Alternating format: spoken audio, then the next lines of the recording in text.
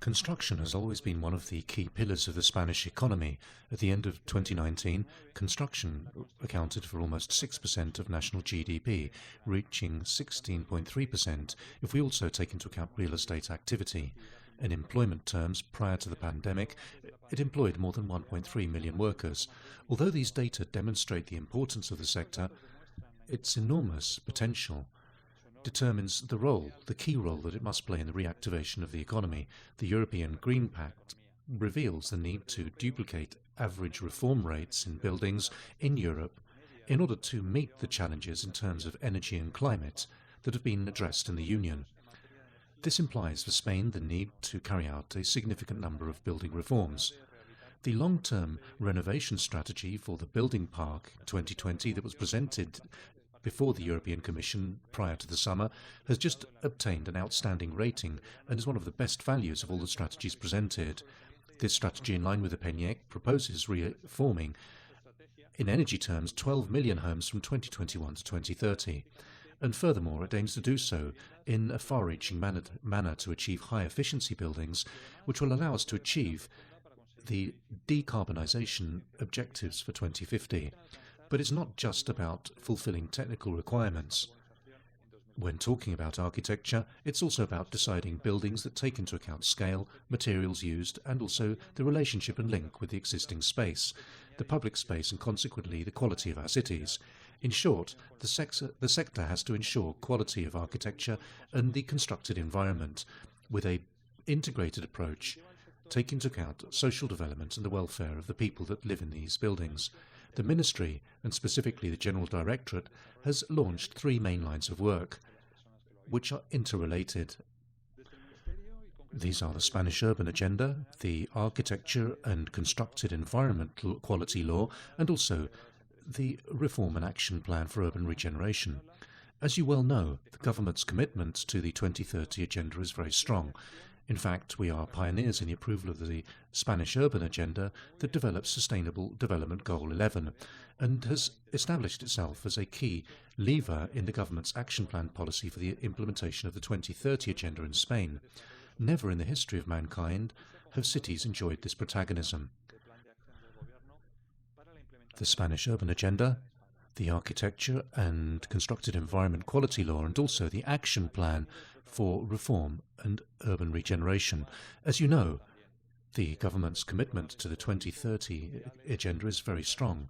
In fact, we are pioneers in the approval of the Spanish Urban Agenda that develops Sustainable Development Goal 11, and which is established as a key lever policy in the government's action plan for the implementation of the 2030 Agenda in Spain. Never in the history of mankind had cities enjoyed the protagonism they do today.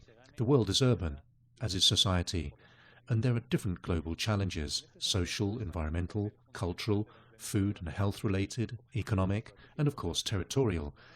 And these challenges have to be addressed within cities and through integrated and holistic strategies.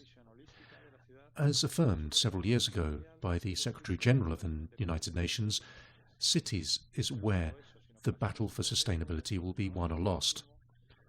In this sense, I would like to highlight the key role of the implementation of the 10 strategic objectives of the Spanish Urban Agenda as a national urban policy aligned with all international agendas, proposes a holistic vision of the city that goes beyond sectorial visions and does not apply strictly to existing competencies. The agenda is a process, a continuous work method that seeks to improve the starting situation. The Ministry of Transport, Mobility and Urban Agenda is immersed in this process, fulfilling its action plan from the very moment it was approved.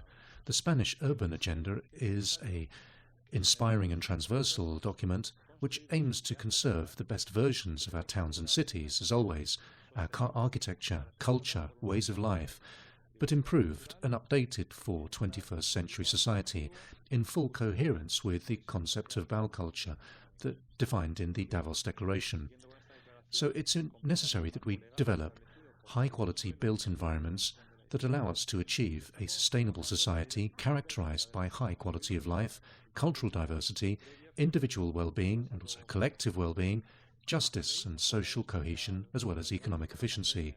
Well, following this declaration and completing the legal framework established by the land development and organisation law, we're working on the law on architecture and quality of the built environment, which was presented for public consultation last July. This law has acquired great relevance, particularly in the context of the pandemic, because we've realised how important architecture is for our health. Our homes have had to be transformed into places of work, where children could also receive lessons from school. Also, views, flexibility of spaces and the acoustic and thermal comforts of our homes have acquired great importance because we've all realised that the quality of built spaces affects our physical and mental health. I'm sure that you will agree that architecture is not just the physical expression materialised by the places inhabited by people. It's a cultural fact that reflects the circumstances of our society, addressing issues of identity and awareness with values it represents, that have a direct impact on individual and collective development of citizens. Architecture has always been an instrument capable of responding to the needs of citizens, both nationally, domestically, and also in urban and territorial areas. Our way of working, living and relating have changed.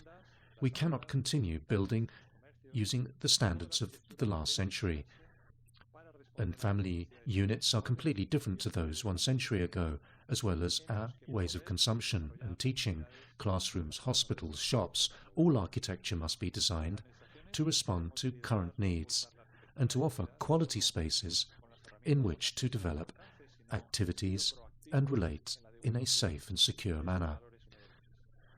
Administrations must lead this process and promote quality architecture, not using just available regulatory tools, but also being proactive in the promotion of its inherent values. This cultural valuation, this social and cultural valuation of architecture must also be translated to public procurement, establishing quality criteria at architectural and urban level, which have to be taken into account in tenders, without prioritising purely economic criteria, and therefore a law for all citizens and not just a rule for architects. The main objectives will be to revalue architecture as an instrument of social cohesion and as a vector of economic and environmental recovery. And finally, the third of the work lines that I mentioned is the urban reform and regeneration plan. We've reached a point where the diagnosis is clear. The measures have been identified, but we now need to implement these in a coordinated way.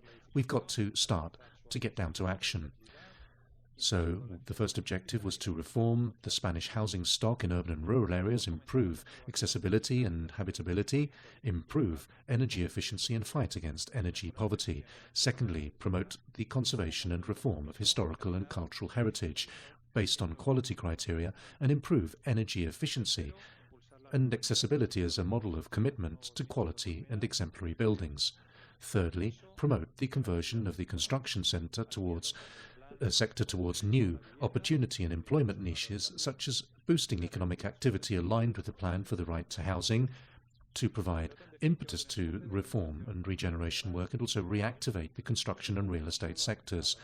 Ultimately, it's about a comprehensive and integrated rehabilitation and reform approach that doesn't only address energy needs, but also the requirements of citizens in terms of safety, habitability and accessibility. And not just in the built-up area. It's something that should also foster the regeneration of our towns and cities in line with the objectives defined in the Spanish urban agenda. And as the plan includes different types of regulatory measures for planning, financing to improve governance, exchange of knowledge, training and dissemination actions. This action plan also aims to respond to demand on the part of different stakeholders who are well aware of the need for the reconversion of the construction sector and the change in trend that is being experimented by the building sector towards refurbishment and reform projects, establishing measures in the fiscal area that will promote rehabilitation measures to advance in the professionalisation of the sector through the greater specialisation of the workforce and measures aimed at the digitisation of construction to achieve greater standardisation of construction, greater prefabrication, allowing us to shorten execution terms or periods, which tend to be much longer, and also which is essential in building reform projects. Therefore, these are three very relevant actions which have to be understood within the policy of urban and architecture policy that is being led by this ministry and which will directly impact economic development, social cohesion and environmental protection in our country. Thank you very much.